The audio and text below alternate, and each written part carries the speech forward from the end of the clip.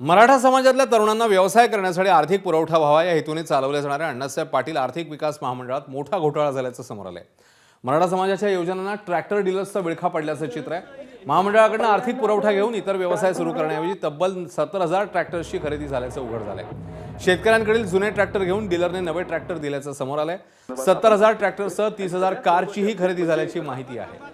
काही वर्षांपूर्वी अण्णाभाऊ साठे महामंडळातही अशाच प्रकारे वादग्रस्त खरेदी झाल्याचा प्रकार समोर आला होता। ट्रॅक्टर कंपन्या आपल्या फायद्यासाठी या योजनांचा वापर करतायत अशी टीका मराठा समाजातले नेते करतायत असं चित्र।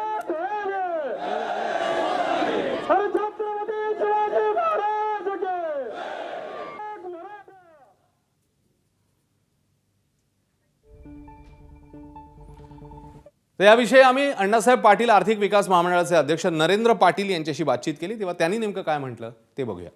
ट्रॅक्टरमध्ये तुम्ही प्रवासी वाहन करू शकत नाही, तुम्ही जेसीपी करू शकत नाही। ट्रक हा व्यवसायासाठीच वापरला जाऊ शकतो। त्याच्यामुळे कुठलंही वाहन हे खाजगीला वापरता येणारच नाही, त्या व्यवसायाच्या दृष्टिकोनातून वापरता येतो। काही लोकांनी हा एक मोठा गैरसमज निर्माण करून दिलेला आहे आणि मला वाटतं की यात शासनाने बंदी घालावी।